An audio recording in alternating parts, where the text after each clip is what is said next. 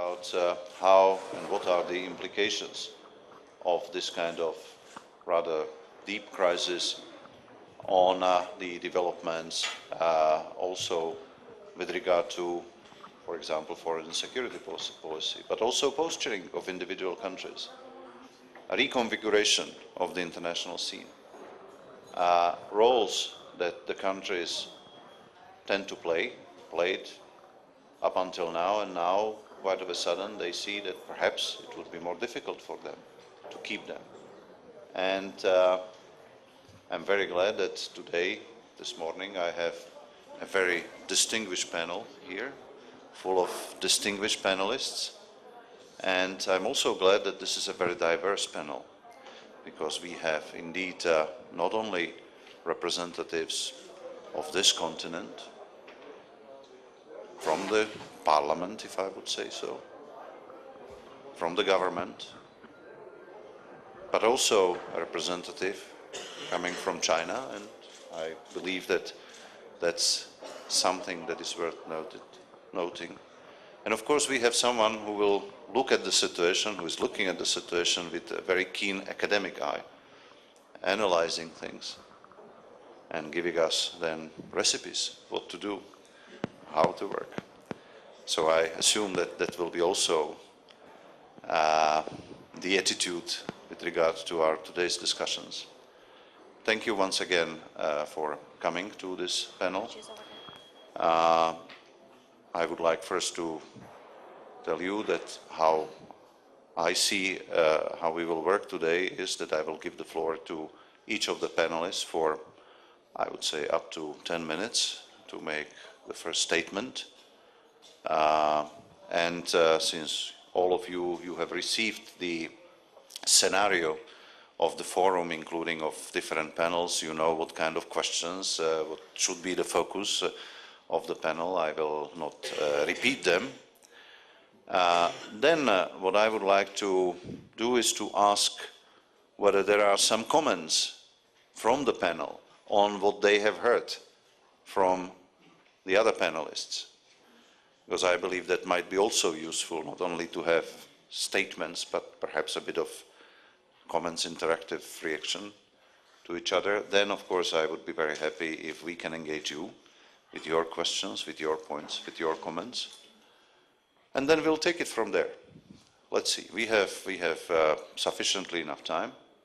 I believe that we'll be able to move rather quickly, but we are not pressed by a strict time limit. We are to work within this 2-hour slot, but since we have 4 panelists, we have a reasonable group of people here, we can allow some good discussion.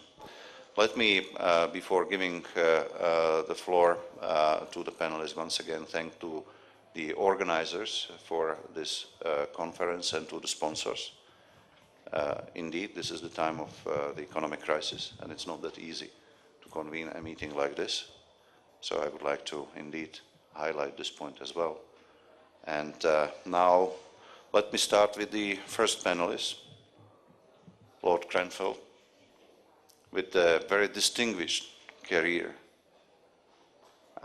focusing on European matters, focusing also on this region. I would like to highlight that Lord Grenfell was secretary of all party groups on Croatia, on Belgium, but on Poland. Diverse experience, but also he was member of the and chair of the Lord Select Committee on European Union, and this is making him a big asset for our discussion, notably when speaking about European Union and UK. It's always a question. What is going to happen now after, let's hope that the Lisbon Treaty will be ratified, because I would say that without such a ratification we might face big problems, not least in this sub-region of Europe. So he will be our first speaker, and as I said, I would like to ask him to focus on the agenda, on the scenario, on the topics, on the questions, and now we are all keenly listening to you, Lord Grenfell. The floor is yours.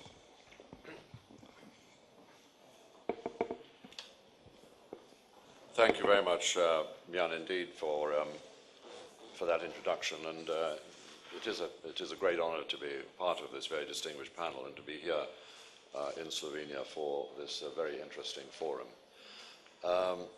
If I might, I'd like to address the four major points that were indicated in the very interesting background paper, one by one. I will not try and snow you with statistics, but it's very difficult to discuss the impact of something without getting into some of the statistics and the projections.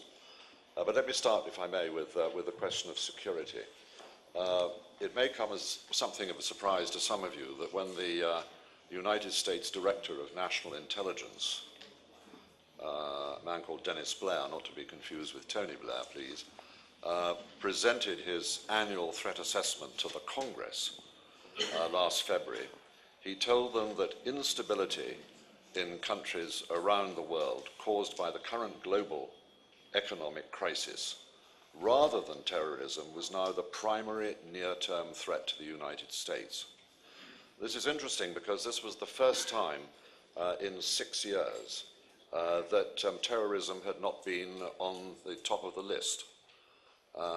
According to the report, the most immediate fallout from the economic decline would be the inability of America's friends and allies to meet fully their defense and humanitarian obligations. Major pressures on defense budgets would probably fall on procurement and research and development, slowing down the modernization of armed forces and military capability. The question they were asking was this: would that not tempt nations with hostile or ambiguous relations with the United States and with the West in general to exploit a perceived new weakness? And might it not encourage more international criminal behavior? And given that the origins of the crisis, primarily so going all the way back to the subprime problem, given the origins of the crisis, might America's economic and financial leadership in the world now be questioned? Would free market policies be put on the defensive right around the world? And might there be high levels of violent extremism, as in the 1920s and 1930s, along with regime-threatening instability across the globe if the economic crisis was to persist? Now, I don't think one should dismiss this as signs of paranoia or expressions of paranoia gripping the world's only superpower. And one should not downplay their concerns just because there are signs that the global recession may be bottoming out. The current rather encouraging data from some parts of the globe doesn't mean that recovery will be quickly secured. The number of US banks at the risk of failure are at the moment at a 15-year high. Unemployment worldwide continues to rise, depressing consumption and slowing down growth. In the developing world, escalating job losses can and likely will provoke social unrest. A return to growth when unemployment is at record levels does not remove that threat. Thus, the avoidance or occurrence of civil unrest depends to a significant degree on the duration of the crisis. And since we cannot accurately predict that, governments must address the unemployment problem with speed and with determination. The urban poor in many developing countries ought to be a particular focus of their governments and of the international aid community. They are especially vulnerable to price changes, the smallest shifts in the cost of living. And when they have no earning capacity at all, they are likely to take to the streets. And don't forget that in Africa, when political frameworks crumble, it is the urban poor who provide the foot soldiers for Africa's wars. So how much of a threat is protectionism? That's the next item on the agenda. How resistant are nations to the temptation to beggar their neighbours? National solutions are never more than half the solution. Yet when governments take an even bigger role in the economy, as is now inevitably the case as they respond to the crisis, there is that temptation to devise remedies that exclusively favour national interests and particular industries, since that is what the voting public expect them, taxpayers expect them to do. For example, increasing car production at a car plant at home at the expense of a subsidiary in a less wealthy country is a case in point, and Slovenia has some experience of that. Bank bailouts, which encourage banks to lend in their domestic markets while cutting down on their activities abroad, is another case in point. If the result of adding liquidity to local markets in Western Europe is a weakening of credit-starved economies in Eastern Europe, then we are in short-sighted, beggar-thy-neighbour territory. And across the Atlantic, the Buy American clause that was inserted by Congress in President Obama's economic stimulus bill signaled a similar indifference to the concept of solidarity, to put it very politely. But how real is the threat of a serious increase in protectionism? Here in the European Union, we owe much to the strong legislation drafted by Jacques Delors' Commission in the 1980s to ensure that there was no repeat of the European Economic Community's response to the economic crisis of the 1970s, which saw massive resort by member states to subsidies and non-tariff barriers which seriously undermined the common market. The current Commission President, José Manuel Barroso, in my view, deserves great credit for his strong anti-protectionism stance, particularly at the London G20 summit and at the Prague EU-US summit. But there is a problem. As WTO Chief Pascal Lamy constantly reminds us, there can be WTO-compliant obstacles to trade. Yes, indeed, and governments are becoming increasingly creative. We see something similar at the EU level. For example, export subsidies for dairy farmers suffering from low prices, which had previously been loudly disavowed, have now been reintroduced. And although former Agricultural Commissioner Franz Fischler called it blatant protectionism, the current Trade Commissioner, my friend and compatriot Baroness Ashton, along with other EU officials, insists that it is legal. And no doubt it is, and therein lies the problem. But so far, damaging trade-distorting reactions to the crisis have been more a threat than a reality. As Paul Krugman, the Nobel Prize-winning economist, has recently said, everybody seems to be pretty acutely aware that if you break up the world's trading system, it would take generations to put it back together again. And that must be true. So what do we do in the midst of this crisis to keep protectionism at bay? Well, the first may seem a rather obvious one, and that is we have to keep on insisting that a resort to protectionism can only make the crisis deeper and more prolonged, and put at risk, if not destroy, some of the undoubted benefits of a globalized economy. Secondly, after 7 years of intense negotiation, for heaven's sake, let's wrap up the Doha round. It is trade liberalization has the biggest potential to help the poor countries get through this crisis and emerge from poverty. And thirdly, policymakers in the developed countries must acknowledge that many developing country governments have taken courageous steps in recent years to put in place sound macro and fiscal policies, and now find themselves at the mercy of a crisis not of their creation. A retreat by the richer countries into protectionism and economic nationalism would undermine the poorer countries' interests even further and make pervasive social unrest more likely. And that would fatally undermine the benefits that globalization can bring. So is the world in fact deglobalizing? And if so, is it doing so in a way that hinders recovery? Globalization is basically about capital flows, about trade, and about economic management. It widens economic networks and multiplies the sizes of markets. It increases the economies of scale that push down prices and allows countries to tap into the sources of investment around the world. But globalization, as we know, transmits risk and volatility as well as benefits, as, to take an obvious example, the much too limited multilateral coordination and governance of financial markets has starkly demonstrated. In one respect at least, globalization is changing. As developed countries undertake financial restructuring to adjust to the global imbalances that contributed to the crisis, we can expect capital flows to be less accessible around the globe in a new risk-averse environment, and the cost of that capital is going to rise. But unless that is coupled with a rush to protectionism and a rejection of all efforts to improve global economic management, I do not see the end of globalization. To me, The word deglobalization suggests an irreversible process. I don't believe that that is the case. Global integration has come much too far for that. In some respects, yes, globalization is changing and may have a rather different face after we come through this crisis, but that does not mean that we cannot adjust to it through good global economic management. Which brings me finally to international development assistance and the UN's Millennium Development Goals. The International Monetary Fund has recently projected that developing world growth will fall by 1.6% this year from an average of 8.1 in 2006 to 2007. Meanwhile, global output will contract by 1.3% this year. And slower growth, of course, means a slower poverty reduction rate. This year's global monitoring report from the World Bank is aptly entitled A Development Emergency, and over the next 2 years, it tells us the crisis will affect all developing countries through contracting export volumes, a slowdown in domestic demand, declining remittance and foreign investment, reduced access to financing and shrinking revenues.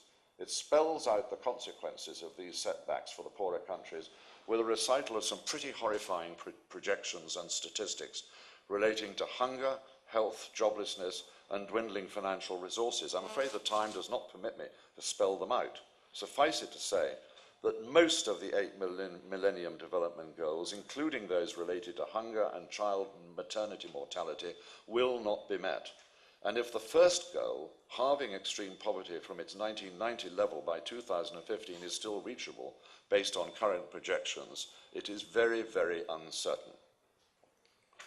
New estimates show that half of all developing nations will experience a rise in the number of extreme poor due to the worldwide recession, which will trap an additional 55 to 95 million people in extreme poverty this year. What will be the impact of the crisis on international development programs? In light of the scale of the crisis in the developing world and the uncertainty as to when the global economy is going to recover, the prospects are not encouraging. It's true that in 2008, total net overseas development assistance from the Development Assistance Committee donors rose by over 10% in real terms to its highest ever level. Big deal. That still fell $29 billion short of the target of $130 billion per annum by 2010, set out at the G8 summit at Gleneagles in 2005. At Gleneagles and elsewhere, they did pledge after that they would agree to maintain aid flows consistent with them. In response to the global crisis, the G20 London summit agreed a total of 1.1 trillion in extra resources, much of it intended for the poorer countries, made up of a tripling of the IMF's resources, new IMF SDR allocations, increased lending by multilateral development banks, increased support for trade finance, and additional lending to the poorest countries financed by IMF gold sales. And at the L'Aquila summit, the G8 reaffirmed its Gleneagles commitments to double ODA for Africa by 2010, that is to say by 25 billion compared to 2004, and to increase global aid by 50 billion.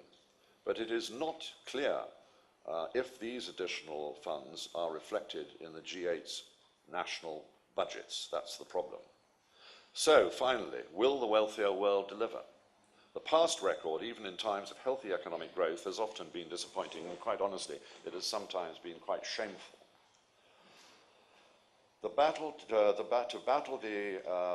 the crisis, rich world governments have quite necessarily been borrowing huge amounts to finance their bailouts, their stimulus packages, their unemployment benefits, and so on, at a time when tax revenues are reduced by the recession.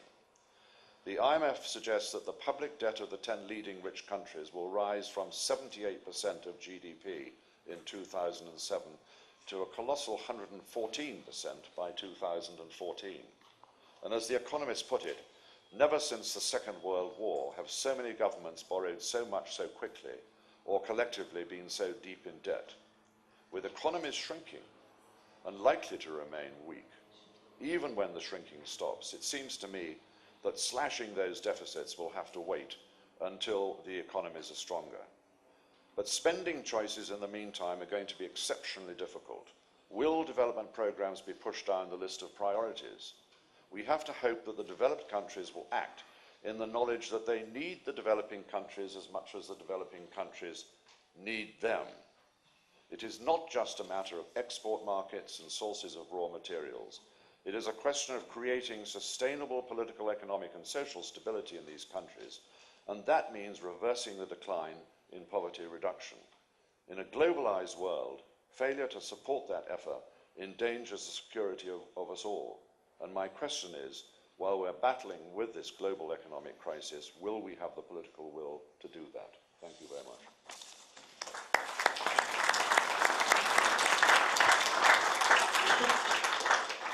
Thank you very much, Lord Grenfell, Julian, for this excellent introduction, and thank you also for a very broad scope of the questions and problematic areas that you have raised in your statement. Indeed, I can just complement this by saying that now, as a UN official, I have attended a lot of meetings of the United Nations, including the big summit meeting on the economic crisis, but also the last ECOSOC meeting in Geneva. And one message is coming very strongly from all the meetings: don't forget us, don't forget MDGs, don't forget that you have certain obligations with regard to aid, assistance, because all of them, and they are saying, we understand the problems, we understand the sequence, how you are trying, you developed world, how you are trying to address the crisis and trying to find out the solutions, how to get out of the crisis. But don't forget, you cannot simply push us aside and ask us to wait for 5 to 10 years. Already now, the MDG objectives and goals, it's clear that many of the strides forward, many of the progress has been wiped out because of the crisis. And again, it's unclear, and most likely we will not be able to register a major success with Millennium Development Goals unless we, as the countries of G8 and other developed world, is paying sufficient attention and giving sufficient resources to the needs of the developing countries. What is problematic, and indeed I'm very, very grateful to you, Julian, that you have mentioned this, that for, again, very valid reasons, countries of G8 and others, they are now focusing on their own needs. And for example, at the same time as the summit of G8 in L'Aquila took place, at the same time the European Parliament was discussing the budget of the European Union for the forthcoming period. And if I'm not wrong, they miraculously and very unfortunately did find a possibility to make savings in the official development assistance to the extent of some 800 million of euros, if I'm not wrong. About the figure I might be, but about the political signal they are sending, I'm not. And this is very clear. So on one side, you have generally a good understanding what is needed to be done. On the other side, unfortunately, this signs of protectionism, because this is also a kind of protectionism, you can see also in the concrete deeds of the countries of the developed world. So thank you for bringing us this broader picture to the discussion. I hope very much that we will react to this, also to some other questions. Now I would like to turn to another speaker from the region. And again, let me take this as, let's say, your statement, Julian, as a springboard. You spoke about the reduction of the flow of capital that is forthcoming. Definitely, the reduction of foreign direct investments is something that not only we will be facing, we are already facing. Almost every country is facing. And this is perhaps even more difficult than the subject we have to face. But nevertheless, Croatia is negotiating. Is the European Union prepared to accept not only Croatia, but other countries, for example, of this region? Don't we see this as another, perhaps, manifestation of political protectionism that we have here, that is only exacerbated by the impact of the economic crisis? So these are some of the questions. How a country as Croatia is able to cope with the situation when perhaps there is lack of foreign direct investment, I would like to ask this question to Minister Gordan Jandrokovic. As you know, that he has been serving in the governments of Croatia, now we can say, for quite a while. But before, he was very much engaged also in all the processes linked to European integration of the country. He served in the parliament, he served in the diplomatic service. He is a very qualified person that could give us a picture and the view from the region, one of the regions of the broader Europe, about what does it mean, the economic crisis, what might be the potential implications and security consequences in case of economic protectionism, but perhaps also political protectionism that we are facing. Gordon, the floor is yours. Thank you, Jan. Thank you for your kind words. Distinguished participants, excellencies, ladies and gentlemen, first let me thank our Slovenian hosts for the opportunity to participate in this year's Bled Strategic Forum. I would also like to thank the forum organizers for their efforts and excellent work they do. This year we have gathered here in Bled in very interesting and very challenging times. Economic crisis, that's the headline we have been daily reading in our newspapers, expert analysis and policy proposals. But above all, that's the theme we encounter every day in our lives. Let me come right to the point. There are at least three basic elements of any approach aiming to succeed in elevating impacts of the current economic crisis and preventing it from spreading further, threatening our security and long-term development. Those elements are responsible governments, rebuilding of confidence, and re-energizing global economy and our societies.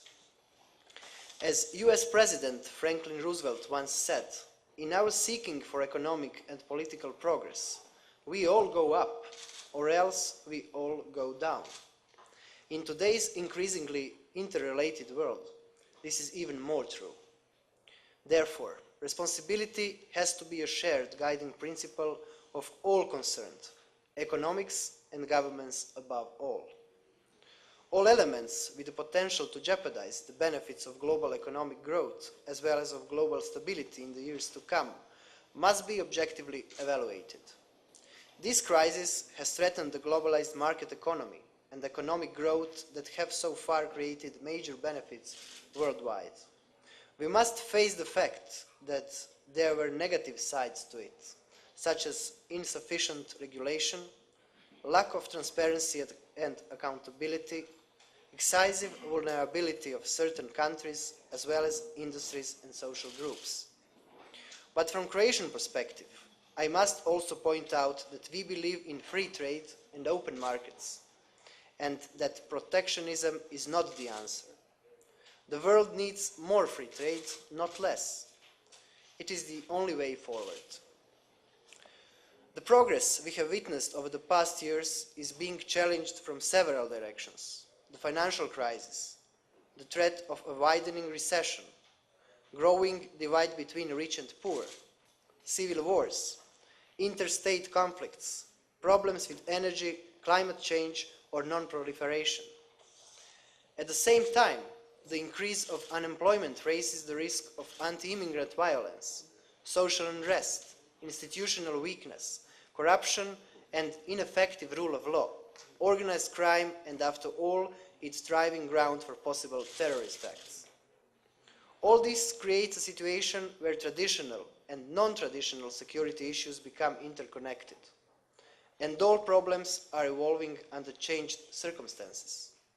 Consequently, the longer it takes for the recovery to begin, the greater is the likelihood that the economic crisis could spill over in the dangerous ways. As our Chinese colleague may confirm, the word for crisis in Chinese is composed of two characters. One represents danger and the other opportunity. We can and should therefore use the current crisis as an opportunity to face common concerns on national, regional, and global level. In order to do so, our first priority must be to restore access to finance for businesses, thus ensuring economic recovery. Because without economic recovery, there will be no production of new values, no export, and no job creation. Second, effective national recovery plans and programs need to be implemented. All of us have in one way or another adopted national anti-recession measures, while the EU member states have agreed on a European framework for action. However, I believe that the next steps we should take is to coordinate our actions on a broader scale, especially in terms of investments. They are needed in infrastructure, energy infrastructure in particular, in tourism, research and development, as well as in innovation and education policies. Here, I would like to particularly emphasize the countries approaching EU membership. European Union, can and should do more to help those countries. Third, I believe that crisis should act as a catalyst for structural reforms. I would even say that this is indispensable to improve our competitiveness and to hold on the rapidly changing international environment. As far as Croatia is concerned, our parliament and government recently adopted short-term stabilization measures which are creating conditions that will enable us to prepare far-reaching reforms in the near future. We are committed, regardless how painful they might appear, to pursue with all the necessary structural reforms. Briefly, rethinking the existing economic practices, open-mindedly and without prejudice, is the step that has to be taken by every single state. And finally, representing a country which holds a non-permanent seat in the UN Security Council and which lately joined NATO, I would like to point out that despite the negative effects of the crisis, we should keep our commitments to the regions facing major security threats as well as to the developing world. For it is our common responsibility to help them improve their security, environment, and overcome the negative aspects of economic crisis. Ladies and gentlemen, I have always believed that the field of international relations benefits from a symbiosis between theory and practice. In times like this, academic community shouldn't be content with sitting on the sidelines, giving comments on unfolding events. To offer their views to decision makers is not only the right, but also the duty of academics. I see this BLED Strategic Forum as an important step in that direction. After all, politics is too important to be left to politicians alone. Thank you for your attention.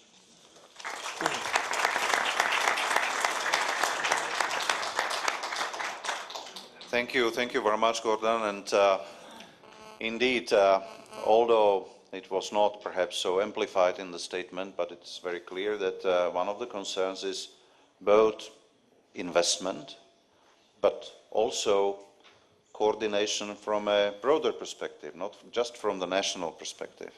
And again, as we have started with the topic of what is the impact of the economic crisis and whether we can speak about deglobalization at this point of time, we cannot have a better participant at our panel that, okay, a representative that is coming from China.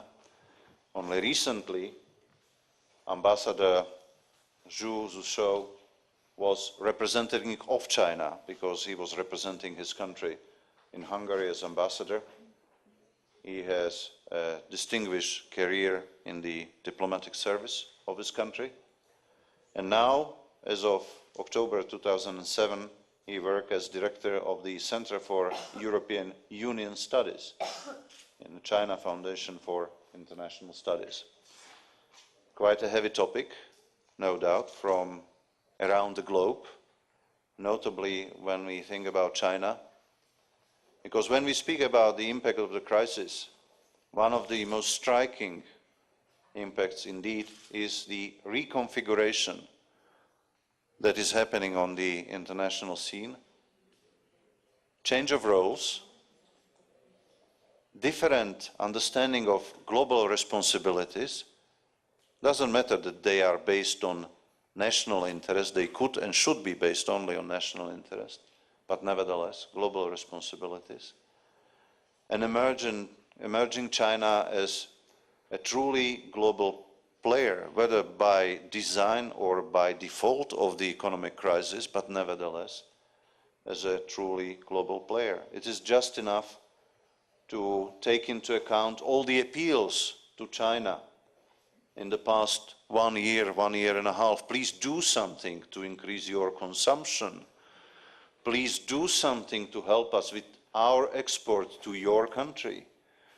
Please behave responsibly as a global player. And now when we speak about coming out of the crisis, again, we speak first of all, oh, luckily China is not that much in the crisis. Some other countries, BRIC countries, they are coping much better. These are the engines that are helping us to get out of this crisis situation. And this is very significant. Plus, the whole discussion about the reconfiguration of different management bodies. Not only we speak more about G20 and other groupings than we speak about G8, and there is a talk about changing the G8 as such. Recently there was an interesting discussion, although I think that it's a bit premature and perhaps too academic, about some sort of a G2. Perhaps you would like to hear something on that topic as well from our colleague. Nevertheless, as I said, China is now playing quite a role. It's coming with interesting ideas that concern the role of the US dollar as the global reserve currency. I believe that we should pay very careful attention to this. It's about not only economic, it's about geopolitics, and it's about the world as we know it today, and a world that will definitely not be the same in 10, 15 years from now. So now, Ambassador, I would like to give you the floor to give us your statement first. Thank you. Thank you, Mr. Chairman. Good morning, ladies and gentlemen. I feel greatly privileged to be invited as one of the panelists at this influential forum. I would like to share with you the following points. The first point is the international economic and financial crisis, which erupted a year ago, has shaken and changed the world. By now, thanks to joint efforts by the international community, the implementation of the consensus reached at Washington and London G20 summits and various policy measures adopted by various countries of the world have produced initial results. In some countries, there have been positive signs in economic performance. Perhaps we can say that the worst part of the crisis is behind us. But the international economic and financial situation remains grave. The impact on real economy is becoming more and more visible. And there exist a lot of uncertainties and destabilizing factors. In many countries, if not in most of the countries, in many countries at least, the unemployment continues to rise. And the threat caused by the international financial crisis to political situation, to social stability, and to security still cannot be underestimated.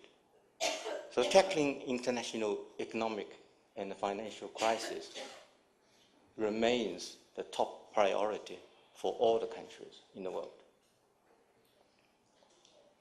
Point two, the international economic and financial crisis is taking place at a time when the economic globalization is gaining momentum, and when countries of the world become more and more interdependent. No country in the world can stay immune from the crisis, and no country in the world can meet the challenges of the crisis alone.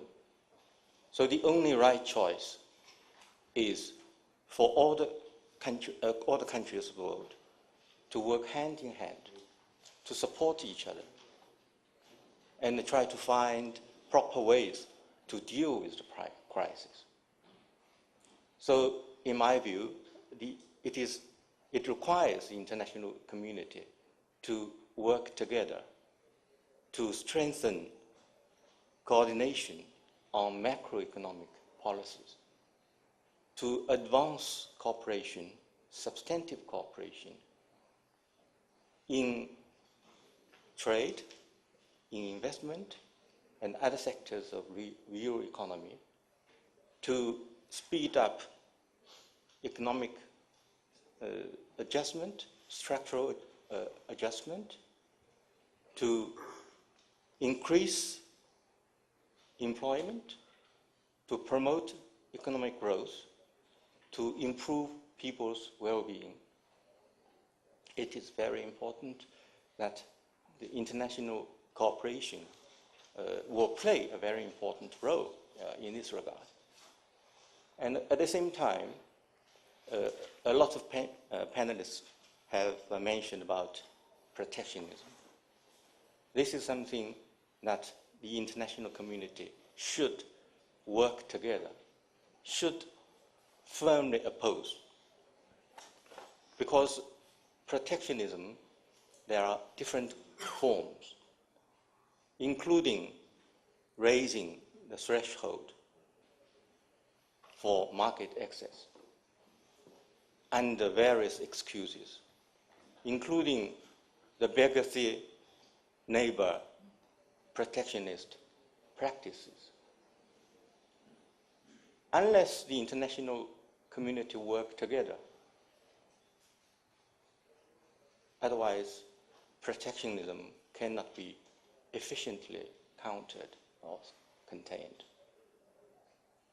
I would also like to say that the current international economic and financial crisis was not caused by the developing countries. Yet, the developing countries have turned out to be the hardest hit. So, the world community, particularly developed countries, should accept responsibility, take and obligations to provide assistance to developing countries, in particular low-income countries, in particular the least developed countries, to help them stabilize their financial market, to promote economic growth. Unless this is done, if the situation in a developing country continues to deteriorate, this will inevitably hold down the world demand and will slow the pace of world economic recovery. I would also like to mention that to reform the existing financial system, it also requires joint efforts, concerted efforts by the international community. We should work for a fair, just, inclusive, and well-managed international financial order. And we have seen some two G20 summits, Washington and London summits. I think one of our most important tasks at present is to work together to further implement the consensus reached by two summits and to make good preparations for the third summit to be held at Pittsburgh, striving for more substantive results. So in a word, without joint efforts of the international community, the early global economic recovery is impossible. Third point,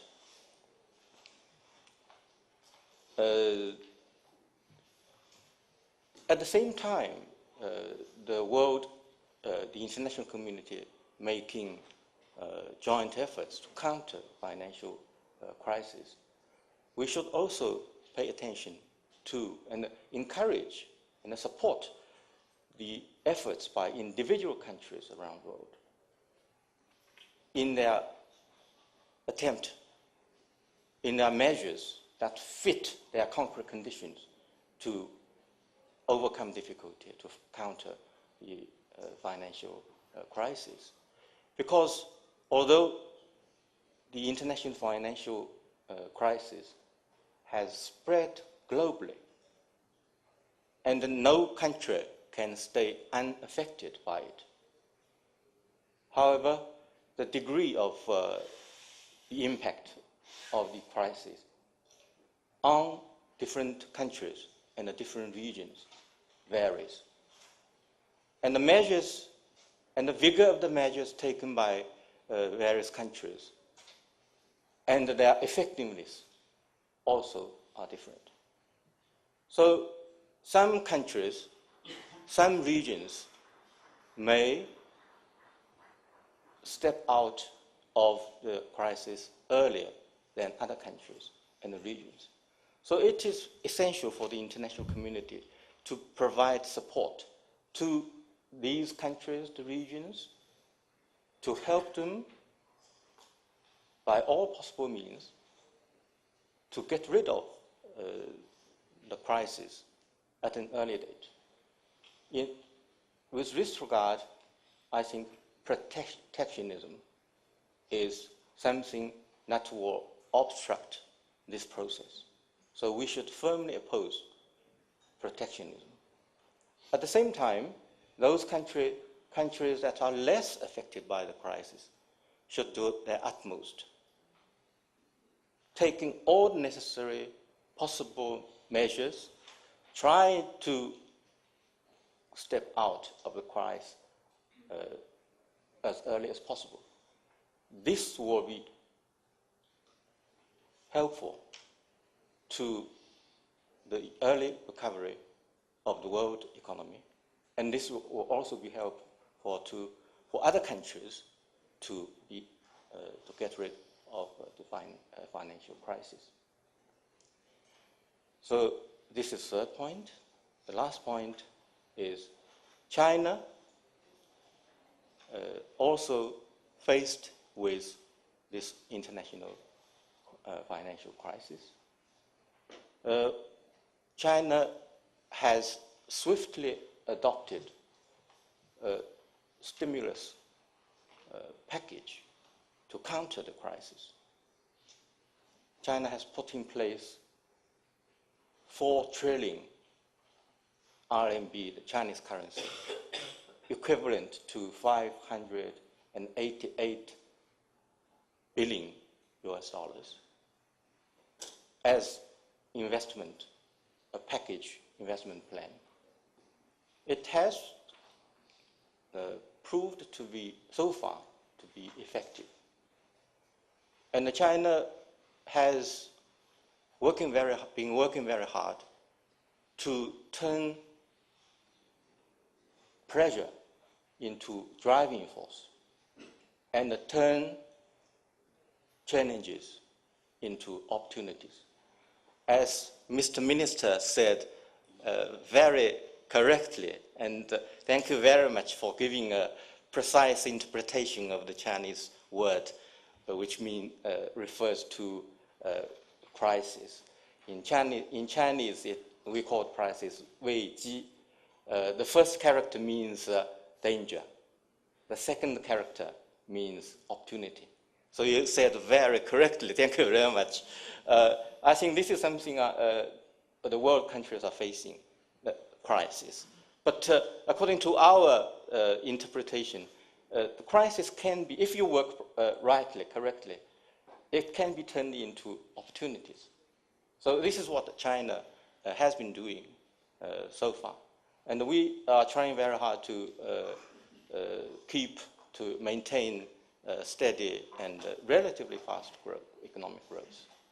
At the same time, China has been playing an active part in the world efforts to counter crisis, including we have tried very hard to keep the Chinese currency basically stable.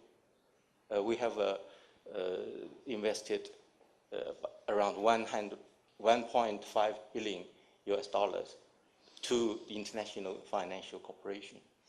We have decided to buy bonds from IMF in support of its resources increase.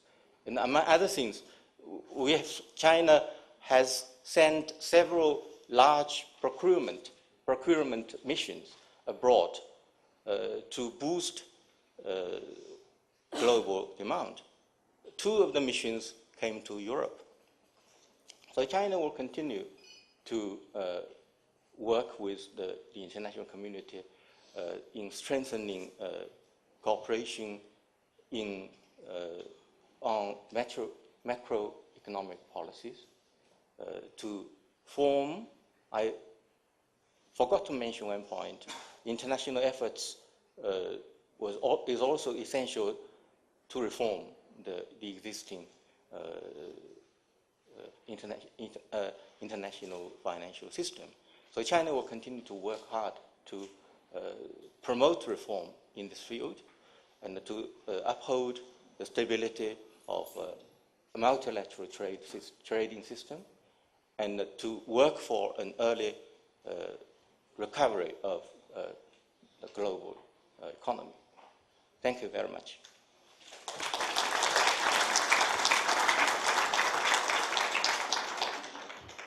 Thank you very much, Mr. Ambassador, for this statement. And again, it's bringing the valuable view from, as everyone is saying, the engine of the current economic growth and recovery.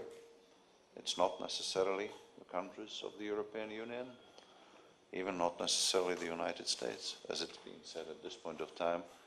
Thank you also for your remarks that are telling us very clearly about the need to do everything against the tendency of protectionism here, although, as I said, unfortunately, when you look at the analysis of the World Bank and other bodies, you can see that although perhaps it's not something that is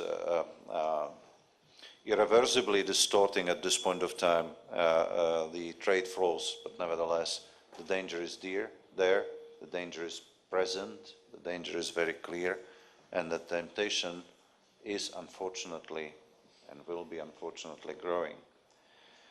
This is also about globalization, regionalization, and here I'm very glad that I have another speaker on our panel, an eminent scholar, person that is dealing with this kind of issues, that has written, authored several books that are dealing with the issue of internationalization, investment, with the situation of the economies in transition. It's Central, Southern, Eastern European countries that are facing major problems, and here I would like to make one point. Usually when we speak about the crisis and the impact of the crisis, including on the social and political development in different countries, we speak about the developed world and then we speak about developing countries. And we tend to forget that there is a big group of countries with economies in transition. Some of them went through the transition process. Some of them even joined the European Union, but nevertheless, you can see that they are still heavily affected, that their situation is different. Even situation of these new countries, new members of the EU, is different in many respects from that one of the old traditional members of the European Union, that they are facing immense challenges. It's enough to have a look at least some countries of Central Europe, the Baltic states, but also countries of Southeastern Europe, not speaking about the countries of the Caucasus, or countries like Belarus, Ukraine, Moldova, with all the challenges.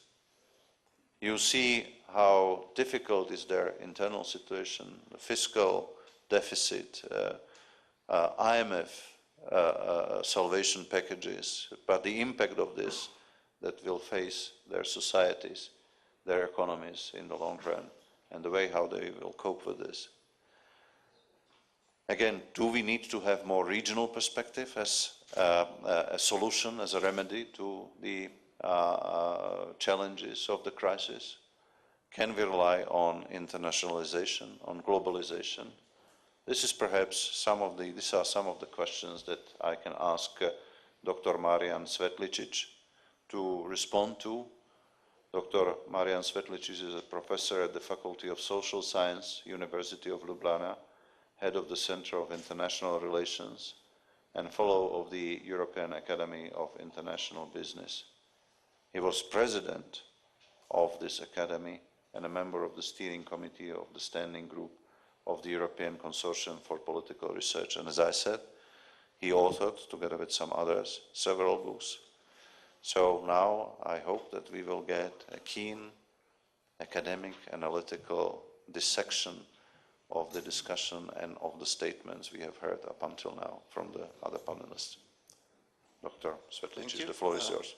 Thank you, Jan. I will first disappoint you. I'm not going to provide any recipes because I'm coming from a transition economy, as you just have mentioned, and we have heard in the past years, past decades, many recipes. And later on, recipe givers apologized for providing such recipes which proved to be wrong. So I don't want to be in this camp of apologize givers for my recipe. So I will try to provide some foods for thought, some menu, and then it is up to everybody, to every country, to pick up what is useful for a country or for a person. So let me say that before giving my 7 points for 7 to 10 minutes discussion, I will start with Willy Brandt. He once said that peace is not everything, but everything is nothing without peace. So in the era of crisis we are facing now, I would paraphrase Willy Brandt by saying, job is not everything, but everything is nothing without a job. So this is my first thesis, which is that economic, social security has proved to be now the major aspect, as you mentioned before already, of security. So we have to change the military-dominated aspects of security. The second point is crisis is threat to security and development, but don't forget the reverse causality. Wrong security concept and development can be a source of a crisis. Point 3, inequalities more than poverty are a root of economic and social insecurity. Point 4, without right diagnosis of the crisis, we cannot find the solution to the crisis. Point 5, crises is also a result of the gap between tectonic changes in the world we are facing and the international governance of the international economy. Point 6, globalization is part of the problem, but also a very important part of the solution to what we are facing today. And the last point 7 is fundamental transformations, not just reforms, not just business as usual, are needed. So let me shed some more lights on each of these points. Why is economic security so important? Let me quote Maslow, who said that food, water, employment, resources, health are the first layer of basic needs of people, of us, on which every other needs are based. So this is the academic, let's say, fundamental of why economic dimension of security is so important. Even for Americans, in the public poll, 85% claimed that economic aspects are the most important, followed by jobs, and then the war and so on came at the very bottom of the ladder of priorities, which one should express. And for Africans, of course, economic insecurity is number one priority, and the war is almost 8 times less important than economic aspects of security. So point 2, crisis, threat to security, and reverse causality. So almost not mentioned in our debates is, has war in Iraq and Afghanistan could be one explanation why the crisis. I mean, the war costs, military costs, are close to $1,000 billion. So then every authority is very keen to print money to finance such costs. So this is also one oversighted views on the crisis. So this can be one of the reasons or one of the factors which contributed to the eruption of the crisis. And secondly, we have heard a lot of one-fit-all strategies. And successful countries, and China is a very good example, has tried to open up, but taking into account specific conditions, not following one-fit-all strategies. So one-fit-all strategies or Washington consensus is also a kind of explanation why we have today a crisis. So I want to make this really very strong message about this reverse causality. Not look just one direction, but also the other direction as well. Point 3 about inequalities. More than poverty. I mean, poverty is for me a social problem which one should really address and help those who need those help. But basically, inequality is the crux of the problem. Let me try to look into the American Constitution. And one of the basic principles is equal opportunity. If you don't have money today, you don't get the right education, which undermines the basic principle of equal opportunity, which the journalists of the Financial Times once very eloquently wrote, Wolf, in Financial Times. So that undermined the basic principle of equal opportunity in the knowledge economy, which we all talk about and we want to get to get there. So inequality is a systemic problem, poverty is a social problem. Point 4, without right diagnosis, we cannot resolve the crisis. Rubini was not the only one who predicted the crisis. Susan Strange wrote in '86 a very good book, Casino Capitalism, and some years later, Mad Money. She very clearly said that today governments are not able to control these derivatives and secondary financial instruments. So that is the crux of our problem today, of the crisis. So we have to address the right causes of the crisis. But at the same time, we see that crises today last much less than crises yesterday. The crisis of 2029 lasted 9 years. The recent crisis in Asia and so on lasted, let's say, 2 years. So our ability is much stronger than then to address the problems, and today governments are much better off in terms of addressing the problems. But of course, there is a trade-off between increasing vulnerability, insecurity, and benefits of globalization of, let's say, capitalist commodity economy. And Schumpeterian economy actually means, instability. Because every innovation means instability. So we have to trade off between this instability, which is a positive side of capitalist development, and instability and vulnerability, which is also another side of this development.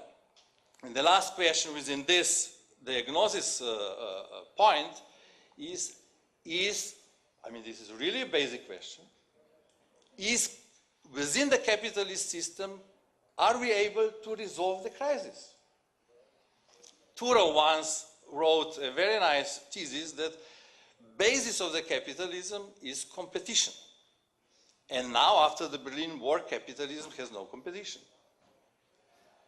But should we have competition between different kinds of capitalisms, which can drive and make capitalism work better and not avoid totally, but reduce the potential for future crisis, which should be one of our basic tasks. So a kind of Scandinavization of capitalism, perhaps. Point 5. Crisis result a gap as a result between tectonic changes and regimes governing the international community. It has been already said that we are actually approaching, if I will be very optimistic, Asian century, which will substitute the, let's say, European-American last century. New demand coming from BRIC countries is already larger than of G7 countries. So China, India, and so on are becoming the engines of world economy, and our system, international system, does not reflect these changes. There are only some lip services in terms of G20 and so on, but formal changes has not yet happened, and they should happen. Point 6, globalization as a part of the problem and part of the solution. Basically, globalization is international division of labor. It is like a toothpaste, you cannot squeeze it back. So it is with us to stay, but we have to make it users-friendly. The solution is in the direction of making the benefits and costs be more equally distributed between all the participants in the globalization. So globalization in the wrong hands can be a murder weapon. As Marx wrote in Capital, about Bill Sykes, who was apologizing himself in the court, saying, it is not my responsibility that I kill somebody with a knife. It is a responsibility of the knife. So knife in the wrong hand is a dangerous weapon, but not per se as it goes to the globalization. Point 7, fundamental transformation is needed to prevent or reduce the potential for similar crises in the future. It is time for reassessment of everything without ideological glasses on our heads. I would be tempted to go further than recent discussions. I would even provoke you by saying that why don't we go back to Keynes, who proposed after the World War II International Trade Organization. Now we have partial international organizations dealing with partial issues, but the complexity of the issues needs a complex approach. An international trade organization was an organization which should encompass all aspects of international economic and other cooperation in the world. So perhaps this direction is a must in the next decades to come.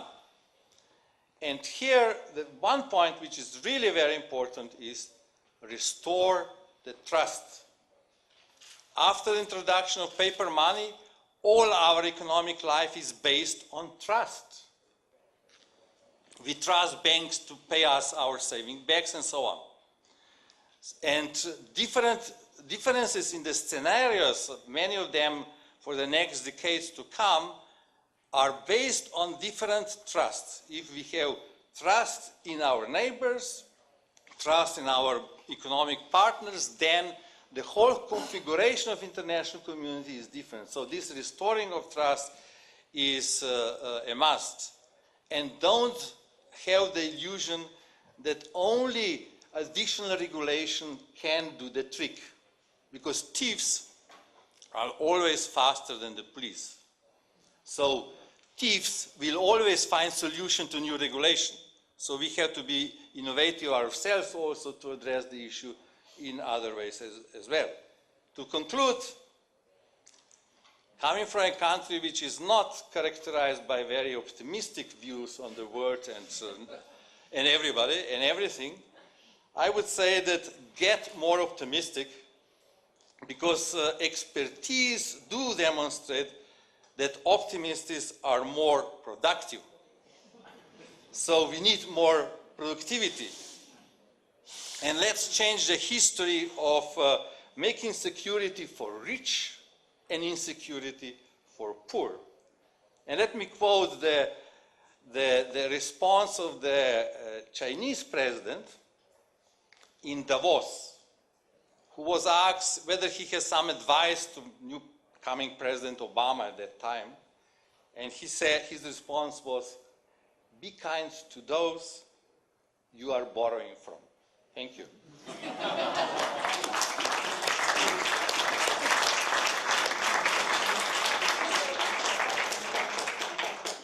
Thank you very much, Marian. Of course, you said that you are not going to provide recipes, but you gave some, because we must do this and we must do that. But okay, you say this is not recipes. On the other hand, you inserted into our discussion some of quite interesting topics, like the fate of capitalism, whether that's the engine or not, and competition among different kinds of capitalism. But I assume that we will not dwell too much on that. We can. It's up to the audience, up to the panelists. Thank you once again for this very structured presentation as well, and I believe thought-provoking as well. And now I would like to, before giving you the floor to ask questions, I would like to ask panelists whether there is a very quick reaction to each other, to the statements. If you would like to say something, but briefly, please, because you will still have a chance at the end of the session to say more than one or two sentences. So if there anything you would like to react to? Yes, Julian, please. Thank you, Jan. Very briefly. The Minister and the Professor and you, Jan, have all alluded to the problem of the global architecture of economic governance. And I think it's something that is worth focusing just for a moment on a little more.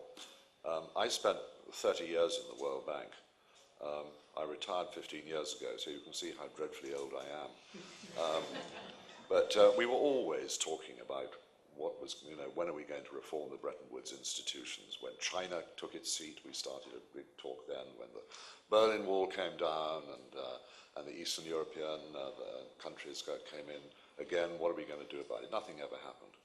Now, I am very interested in the proposal that was made by the UN Committee of Experts, chaired by a former colleague of mine at the World Bank, Joe Stiglitz, that we should create within the United Nations a kind of I think what he called it was, and I think as it is now formally known, a global economic council within the UN of a limited number of countries to represent all, with a responsibility for coordinating policies that work for all.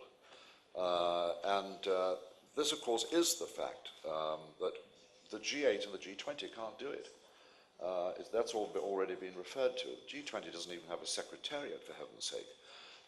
They can't do it. And the Bretton Woods institutions are no longer fit for purpose for doing this either, I'm afraid. It would take, if we're going to have massive reform of the Bretton Woods institutions, you might as well start from scratch again and have a different approach. So I think that we really have to look very seriously at how we can improve the global economic architecture for global architecture for economic governance, and be radical and bold about it, and don't tinker at the edges. We've been through all that. I look back over my 30 years there, and I say, my God, we never made any changes at all, for heaven's sake. And it is time we now made those changes. Thank you. Thank you very much, Julian. I'm tempted to react, but I will not. Someone else, please. Gordon, please. Thanks, Jan. I would like to comment your comment of my discussion. You asked me about role of European Union in Southeastern Europe, and I think it's very important to have very clear, very precise policy of European Union towards the region. What is the main elements, crucial elements of this policy? We believe in Croatia that every single country from the region which wants to become a member of European Union should have clear perspective, clear EU perspective. It doesn't mean membership, but perspective in this phase. Second element is precise standards and criteria. We have witnessed in Croatia that these standards is not always precondition for membership. Sometimes there are some other elements which can influence the membership or negotiation process. Third, individual approach. Every country from the region should be treated on the basis of its achievements. We don't want to see a package. We want to see individual approach towards every country, and every country should be judged on the basis of individual achievements. Fourth, it is financial help, especially in the time of crisis. We would like to see more means, financial means in the region, especially for infrastructure, for strengthening business, especially for small and medium entrepreneurs. And fifth, it is education, and especially care for young generation. In some countries, a lot of young people have never visited European Union. European Union and also Croatia, Slovenia, and country which have some experience in European affairs, we all should give a hand to other countries and try to help them, try to educate young generations in these countries. And for conclusion, on the basis of experience, there is no progress, there is no improvement in the region without European perspective. This is the only motivation, the only engine which can help them, which then produce new reforms and the positive development and stabilization of the situation in Southeastern Europe. Thanks. Thank you very much, Gordon. Yeah, very briefly. Having followed the international development during the past year, and having attended yesterday's panels and this morning what I've heard from the panelists, I can say that there have been consensus internationally. The audience and the participants of this forum also is a small international community, I would say. There have been consensus, the following consensus at least. First, multilateralism. Second, joint efforts by the international community to counter financial crisis. Thirdly, to firmly oppose protectionism. Fourth, to pay special attention to the development crisis, because we are facing, in particular, the developing countries, we are facing a development crisis. This is triggered by the international financial crisis. Unless this crisis is solved, I don't think we'll be able to see a quick world economic recovery. So I think I have the feeling that at least these are the consensus so far that has been reached by the international community, by what I've heard from yesterday's panel, if I understand correctly. I think these consensus form the foundation, form the basis on which the international community can go on to counter the financial crisis. Thank you. Thank you very much. Wow, I thought that you have made your 7 points in response to the previous panelists, but okay, please go ahead.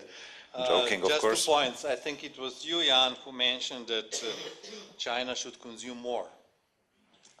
Or somebody else mentioned that, I forgot exactly. It is true that consumption of China compared to Europe or America is about 50%, but at the same time it is a double-edged sword.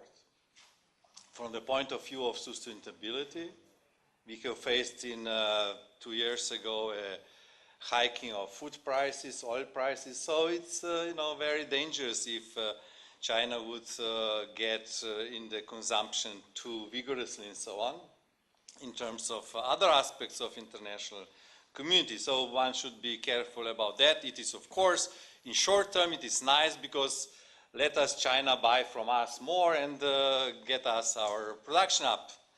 Second point is about protectionism.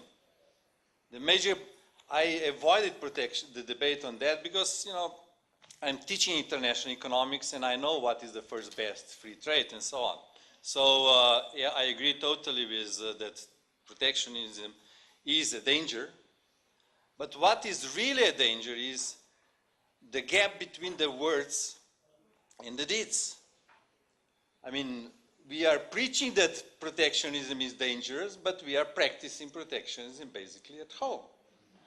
In OECD countries and so on, protectionism is very attractive in short term for politicians, like Bush administration introducing a special tariffs on steel, but later on Americans discovered that if American steel is very expensive, then American cars are expensive and then competitiveness of car industry is eroded and so on.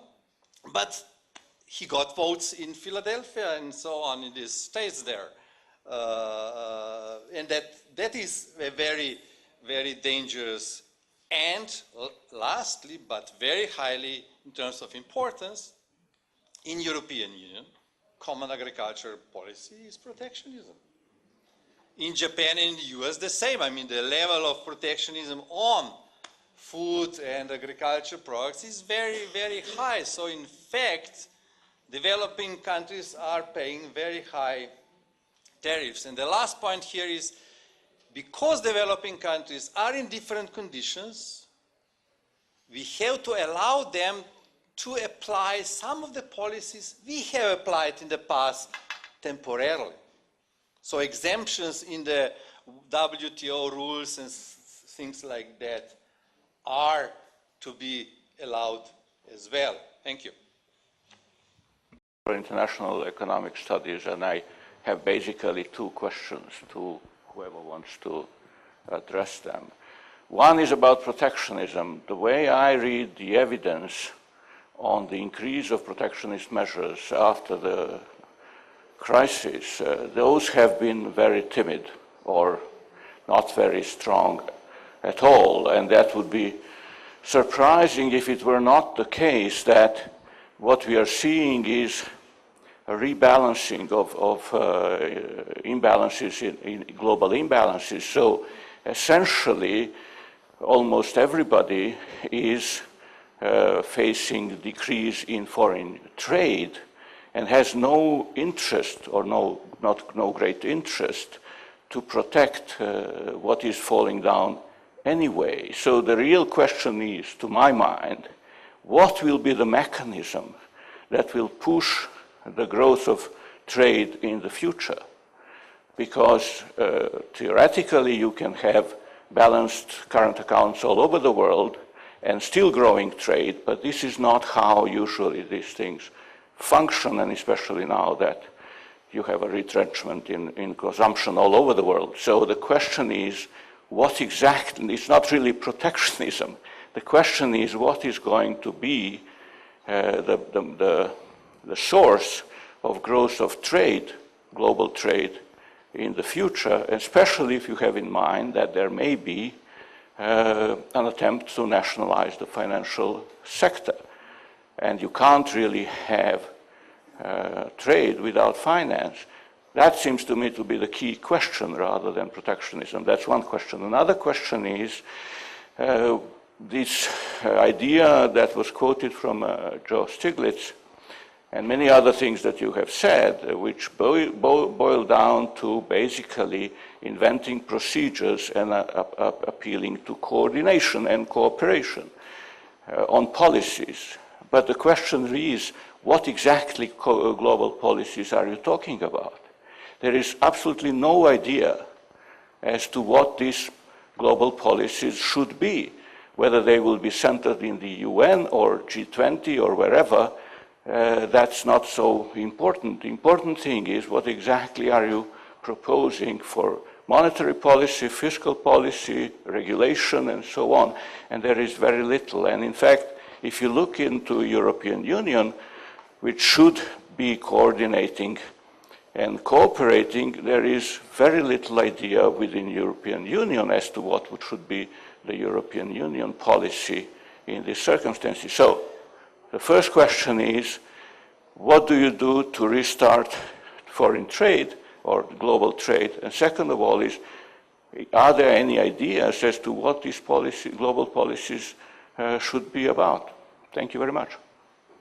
Thank you. I will take one or two more questions and then I will ask the panelists to respond. Again, gentleman in the back row. That was the second hand I saw. Goraz Jukovic from the Slovenian press agency. If I could just refer to Lord Grenfell's words that we need to take bold and radical action in reforming the global macroeconomic framework. I have a question. Has the crisis been too short? Because Professor Svetličić mentioned that crises are increasingly short through history now. Has it been perhaps too short for bold and radical action? Are we going to, if I refer to the Chinese word for crisis, we've seen the danger, but by the time we come to the opportunity, we don't need to act anymore because it's over. Could this be a problem? Thank you very much. And the third hand was, I believe, somewhere there in the middle of this row, but if it's not there, then the ambassador, please. Thank you very much, Dr. Kubic. Deborah Barham, Brazilian ambassador. Since yesterday, we have heard a lot about G20 having a structure, not having a structure, having legitimacy, not having legitimacy. So my question to the panelists is, how useful are those groups that do not pretend to be formal? They never pretend, G20 never pretended to be formal, nor G8, nor G5, nor BRICS. Those are not formal groups. They are think tanks. They are people who meet to think about the global situation in different capacities, but in an informal way. Since it is recognized that the formal structures are not working, how useful are those informal structures? Thank you very much. Thank you very much. Three questions, and if I may first start with Lord Grenfell. Julian, if you don't mind, that was the only question addressed directly to someone, so you may wish to address that question, and then I will give the floor to the rest of the panelists to respond as appropriate. Thank you very much. That was an interesting question that was fired at me. My instant reaction is that no crisis can ever be too short. We all want to get through them as quickly as possible. I mean, as the professor has explained, the crises have been getting shorter because we handle them a bit better now. But I think the point that you were making, the gentleman who asked the question was that has it really been sharp enough to kick everybody into doing something about it? Well, quite honestly, if we have to wait for at this stage in the development of the human race, we have to wait for a crisis before we act. It's probably too late anyway. And we've had enough time since the end of the Second World War, when we started putting these structures seriously in place, like at Bretton Woods and so on and so forth, and the United Nations. We've had enough time to think through when the moment arrives that we really need to make some reforms. And I think that one of the tragedies of the difficulties of this crisis is that we didn't use the good years when everybody was sitting back and saying the global economy is rolling along like a Rolls Royce, everything is wonderful, turning a bit of a blind eye, unfortunately, to what was going on in the developing world. But the policymakers weren't really seriously addressing the questions of global economic governance. And it was when the crisis came that now you get a lot of people talking about it, like we're talking about it here today. But it should have happened before. As I say, I don't think that any crisis can be too short. But we should by now know that we're paying a heavy price for the fact that we had not put in place earlier some of the mechanisms that we needed in order to be able to either avoid the crisis or at least reduce the impact of it when it happened. If I may just for a moment address one of the issues that Professor Gligorov raised about the question of trade. I'm not an economist, so I'm not going to go too deeply into this, and I stand to be corrected by my colleagues if I do. But one of the things that I find both fascinating and rather scaring about the current global economy and the role of trade in it, which of course is absolutely fundamental, is that suddenly we all want to become exporters. If you read what Larry Summers has been saying in the United States recently about how it's time that the United States ceased to be a consumer economy and became much more of an exporter, it's not surprising that one of the comments made on what he said was, what Larry Summers is really saying to us is, stop China being China because we want to be more like China. And underneath that is the reality, and that is if everybody becomes exporters, who's going to do the importing? And it is going to be very, very interesting to see, because I'm quite convinced that that is the way in which the United States is probably going to move. Can you have two Chinas? I don't know. It's a very interesting question, and maybe Professor Gligorov has an answer to it. Thank you. Thank you very much. Okay. Well, Vladimir put really tough questions, which I don't have answer to, just maybe slightly. 2 points. First one, I don't agree, Vladimir, completely with your statement that there is not so strong pressure of protectionism today. We can see what I call disguised protectionism. All the measures like Buy American, Buy Local or whatever, it's a protectionism. All bailed out formulas in the packages are basically protectionism, because favoring local production and consumers and so on. So I think that the danger is there in spite of the fact that actually tariffs are not going up or things like that, which directly one could address as a formal protectionism going stronger and so on. So this is one aspect of protectionism. Second, in kind of what to do to boost the trade. As an academic, I can provide a very, very general academic point, which I made already. Let's reduce the inequality of distribution of the incomes, and then consumption will go up, including the import. If a manager is paid 400 times more than his average pay in the corporation, then of course all employed cannot consume because they don't have money.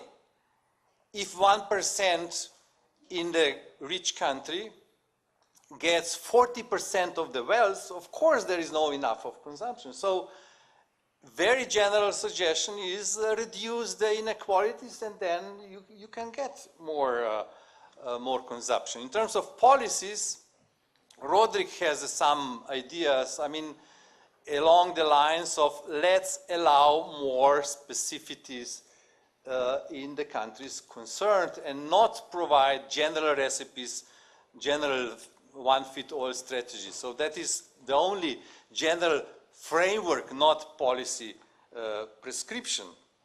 So regarding the G20 and this informal ruling or governing the world economy, I would suggest that these informal forms should get formalized, basically, in order to reflect the real changes in the world which has happened in IMF or new IMF, which I would suggest, actually, or International Trade Organization and so on.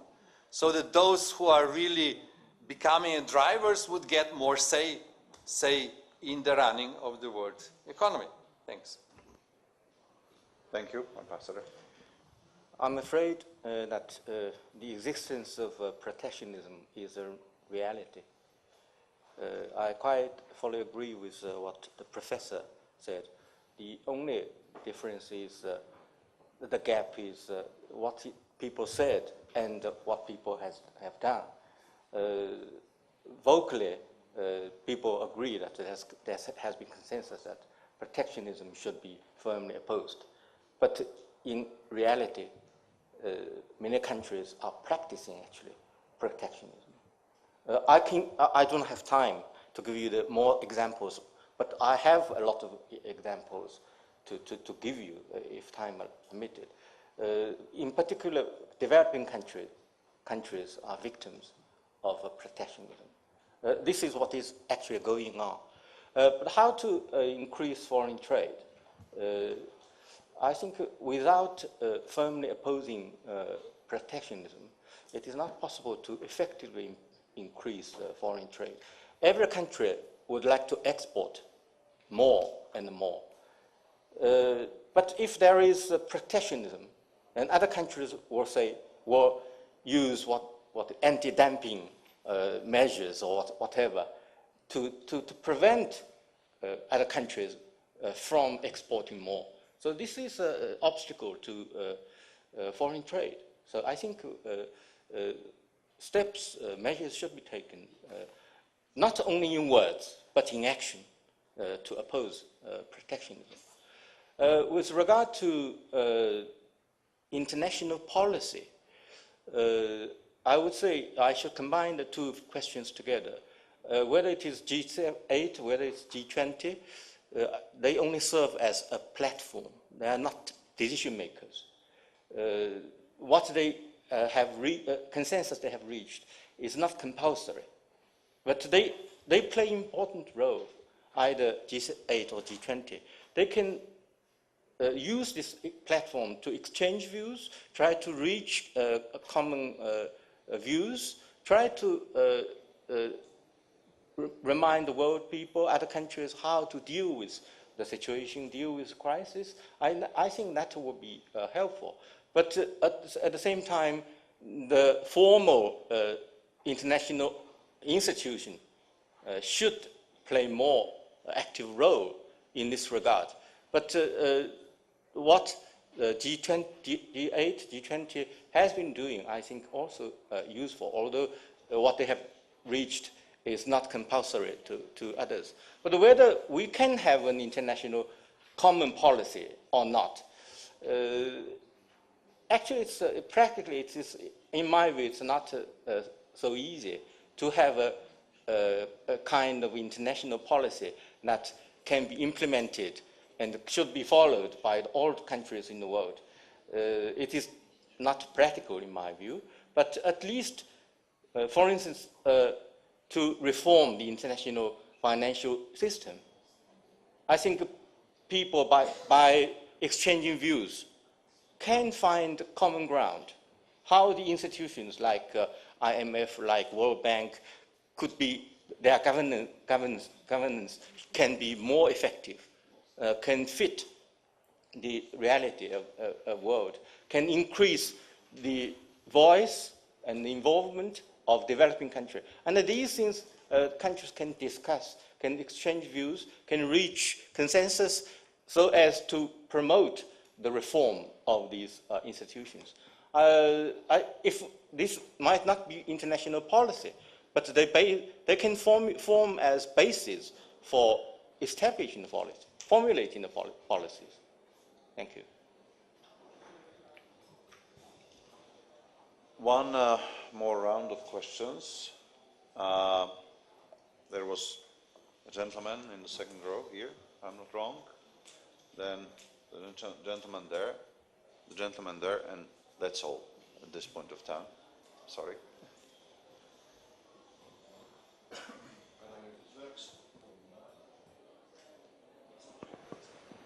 I can speak a little bit louder, so everybody. Okay, it's working. Now it works. Okay. I would like that I could put my question a little bit earlier because this is specific, not well, closing question, but nevertheless I got opportunity now, and I will ask you. It refers to protectionism also, probably to Mr. Svetlicic to answer, and it is a specific question of outsourcing. If I'm not wrong, we are witnessing that countries are removing jobs, outsourced jobs back home. It is kind of protectionism underway. And some say it's good, some it is welcomed by domestic public opinion, but in the countries that are losing jobs, it is not very well seen. And my question is it good or bad? Is it good for the overcoming the crisis or not in your opinion? Thank you very much. My name is Kapinas, ambassador of the OSCE in Yerevan. The question is, well, maybe I'll address my question to Professor Svetlicic. Well, it was said that, there is a need in overhaul of the international economic system. Will it do to prevent, the next economic crisis? So it goes without saying that this reform, lags behind the current developments, and the current crisis will be overcome, will be solved without this revamp. But at the same time, every economists know that an expanding market economy is prone to crisis. So crises are inevitable, and crises are not only inevitable, but crises are consist a mechanism of readjustment of a market economy. So if we follow principles of market economy, crises are inevitable, and what made this crisis very special is the attempts to postpone crisis by maintaining artificially higher level of consumption in developed countries. And I'd like also to mention that, Professor aptly said that remedies or right remedies can be based on a right diagnosis. And the point is that many countries face at present the crisis, but every country faces its own crisis. And you cannot compare, for instance, an economic crisis in Zimbabwe with that in the United States. I represent OSCE in Armenia, and I know that Armenia belongs to a group of countries which suffer from their own national crisis. And the global financial crisis was only a trigger to their domestic crisis. And the real roots of this crisis are, lack of good governance, bad economic policies, which resulted in a high level of vulnerability of these countries. Thank you. Last question, gentleman there, but please ask a question if I may ask you. Thank you. Yes, Giorgio Dominese from Rome, Tor Vergata University. Very short. First of all, the lady ambassador is not here. Well, the strong power don't need to formalize anything. They are strong, and they have only to converge. Since the centuries has been the same, in the 19th century, in the 20th century, and in the future century. So I believe G20 is a good size, while G8, no sense anymore. Then G20 could be the good size of convergence without obligation. Is a choice, individual choice of countries. So you don't need sovereign, national, still, again, burdening institution. We have even too much. Second point, I fully agree, Marian, with you. Lack of internal demand is the reason. And inequalities is a great danger. You know which is the Gini index of Russia? 50, 0.5. That means very huge. And you know the states where they are? 0.44, almost as Russia. So this country must take seriously into account China is in a better position, less unequal than states and Russia.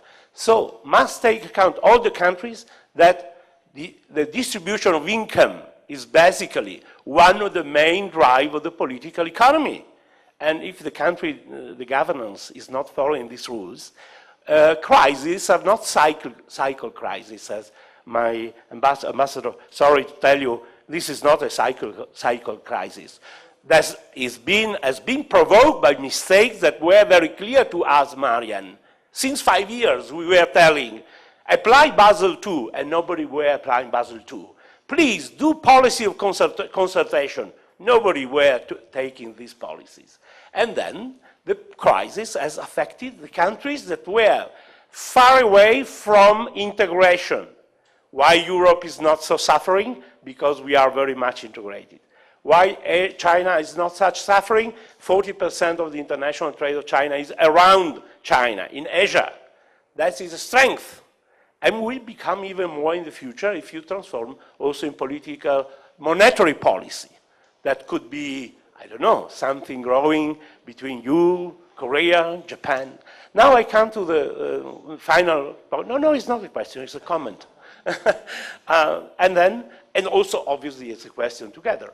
And then the point was, before I mentioned what to do. We are not millenaristic. We assume that we are almost going out from this crisis, and then we are simply imagining how to avoid in the future the mistake of the past. So if prescription must come out from a conference like this, where I come really with interest, because the provoking title also, how to avoid the mistake of the past. Then Obama is choosing his way. Now Japan has chosen his way this morning, fresh news, and we will see. European Union must really take another drive. And we hope this will come soon with the contribution of all the 27, plus the newcomers. Because another point is we have to take again the process of enlargement of European Union very seriously. We need to enlarge the market, am I right?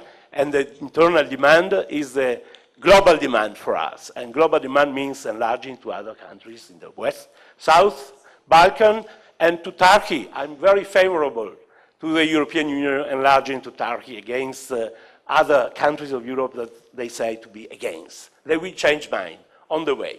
Thank you. Thank you very much for, unfortunately, but fortunately as well, not a question but a comment. Nevertheless, there was one concrete question to Marian, so if you can crisply respond, because we need to close this panel, unfortunately, and the discussion as well. Thank you. First, it was on outsourcing. I think it is, the problem is not too much outsourcing, the problem is not enough outsourcing or not on-time outsourcing. If it is a wrong perception that by outsourcing you export jobs. Yes, you do, partly. But by outsourcing, actually, you increase your productivity and you are gaining in competitiveness in terms of boosting your export or higher value added goods. And by outsourcing some of the activities, you increase your local productivity. So basically, theoretically, outsourcing is good from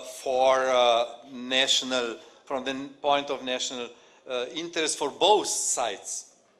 Where you outsource and who is outsourcing. For both sides, it is good. It is also boosting demand, which is one of the, because the lady doing in call centers in India, in Bangalore, for instance, is, according to the literature and statistics, getting salary which is 1 month more than her mother earned in the whole life. And then she's consuming more what we export to this country. So here I can say Sun Tzu is right, do the right thing at the right moment and you are the winner. So do it on time, not now, but it has to be done perhaps many years ago. And there was also a question about, the crisis and so on, ability to manage and so on. Well, next crisis, how to prevent fiscal policy, which we have done, which we didn't do in the past. In the good years, we should save and be able to respond to the crisis when it comes. And we were spending money, including in Slovenia, when it was, growth 6% and so on, instead of saving money for bad times. So this is one response to this. Thank you. Thank you very much. First of all, with regrets, but we are at the end of the panel. Unfortunately, we cannot continue with further questions or responses or reactions. To my regret, we have not discussed certain topics that have been raised, be it from the floor or by the panelists, but unfortunately that's the case. In a way of concluding, I would like to perhaps make a couple of points without trying to be comprehensive as a summarization. First of all, there was a question about globalization, whether it exists or whether we are going back to pre-globalization, deglobalization, etc. No, definitely from the panel, from the discussion you can hear, globalization is not dead. Life will be different, configuration will be different, but globalization is there. Another question, a strong appeal against protectionism of any kind. That was again coming from the panel, it was coming from you. So that's another point that I would like to take as a summarization of this. Another point, be aware of the crisis of development. And this is indeed a major problem that we are facing everywhere, and offer assistance. Continue with the assistance with this, because of, not least, of the questions of equality that should be there globally, but also individually in the countries. Another appeal towards the European Union, live up to the expectations, live up to the responsibilities. That was coming from many of you. And another question, there is a need for global governance reform. And here I would like to make just one point. Don't forget about the United Nations. It's not only about G20 and reconfigurations around this group. Don't forget that UN, it's a good tool. It's a working tool. For example, have a look what was the response of the Secretary General and the United Nations to the food crisis. A task force was created, and yes, food crisis is still somewhere there, but that was a very effective response using the potential of the United Nations. So I would like to make this point. At the end, I would like to ask, to thank very much the panelists. Gentlemen, indeed, that was a great performance. I thank you very much for accepting the invitation of the hosts. Thank you very much for your very broad presentations touching upon a lot of issues. These were excellent ideas. I would like to say that to all of us that we would have a chance to, in a way, continue with this inspired debate at the next roundtable discussion, before and after the financial crisis, the questions of values. It's not exactly the same topic, but it's very much related. So there is a chance to discuss. The roundtable will start soon, between 11:15 and 12:45 at the Jupiter Hall of this hotel. Then, in case those that would not wish to continue with this, there is a chance to go around Bled, and more information is available at the Bled Tourist Board desk in the lobby. And then after all of this, you are cordially invited to lunch in the dining room of this hotel at 1 o'clock, in the framework of which Dr. Ljubica Jelušić, Minister of Defense of the Republic of Slovenia, will hold a keynote address. Thank you for your participation. Thank you for your engagement. Thank you very much, the panelists.